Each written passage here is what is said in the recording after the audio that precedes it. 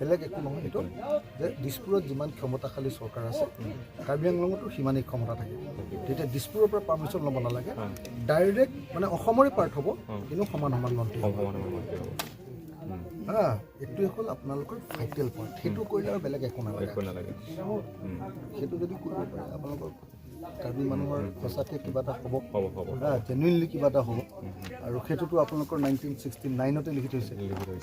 সংবিধানত এই বস্তু আমি এটা এটা আপোনালোকে সেইটো কৰক মানে নহয় মই চিএমক 2 বা 3 বাৰ এইটো কথা কৈছোঁ তেওঁলোকে কোনো পধ্যে এগ্ৰী নকৰে মই বিধানসভাতো কৈছোঁ বিধানসভাৰ বাহিৰতো কৈছোঁ মই কৈছোঁ যে এইটো যি সময়ত কাৰ্বি মানুহে ইমান দীৰ্ঘদিন ধৰি আন্দোলন কৰি আছে মেঘালয় খাচীয়া পাহাৰ জয়ন্তীয়া পাহাৰ চব গুচি গ'ল তেওঁলোকে আমাৰ ওপৰত বিশ্বাস কৰি ৰ'ব আৰু তেতিয়াই বিশ্বাস কৰাৰ সময়তে সংবিধানত লিখি দিলে যে এওঁলোকক এনেকুৱা ক্ষমতা দিয়া হ'ব যে সেইটো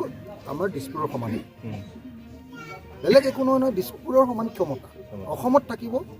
কিন্তু গভৰ্ণমেণ্টটো সমান সমান পাব এই বস্তুটোৱে আপোনালোকৰ কাৰ্বি মানুহৰ কাৰণে ধৰিবলগীয়া আটাইতকৈ ইম্পৰ্টেণ্ট বস্তু আটাইতকৈ ইম্পৰ্টেণ্ট বস্তু মই ভাবোঁ যে আপোনালোকে ডিছকাশ্যনত এইটো কওক যে বেলেগ একো ক'ব নালাগে কনষ্টিটিউশ্যন লৈ যাওক সংবিধানখন লৈ যাওক ফটো ষ্টেট কৰি লওক এটা কপি চিএমক কওক যে আমি এটাই মেমৰেণ্ডাম আনিছোঁ বাকীখিনিতো আপোনালোকে মেমৰেণ্ডাম লৈ যাব নিশ্চয় আমি এটাই মেমৰেণ্ডাম আনিছোঁ এই মেমৰেণ্ডামৰ ভিত্তিত আপুনি ষ্টেট গভৰ্ণমেণ্টৰ পৰা চেণ্ট্ৰেল গভৰ্ণমেণ্টলৈ এটা প্ৰপ'জেল পঠিয়াওক যে কাৰ্বি আংলং 244A দিব লাগে বাকী একো কৰিব নালাগে জীৱনত এইটোতকৈ আৰু ডাঙৰ কাম একো নাই এইটোতকৈ আৰু একো ডাঙৰ কাম নাই আপোনালোকৰ কাৰ্বি মানুহে যদি সঁচা সঁচিকৈ কিবা এটা ক্ষমতা পাব লাগে কাৰ্বি আংলঙত 244A একেই থাকিব কিন্তু দিছপুৰত যিটো ক্ষমতা এতিয়া যেনেকৈ তুলিৰামে এনেকৈ হিমন্তৰ ওচৰত থাকিব লাগে তেতিয়া নহয় আৰু তুলিৰামো সমান হ'ব হিমন্তও সমান বুজা নাই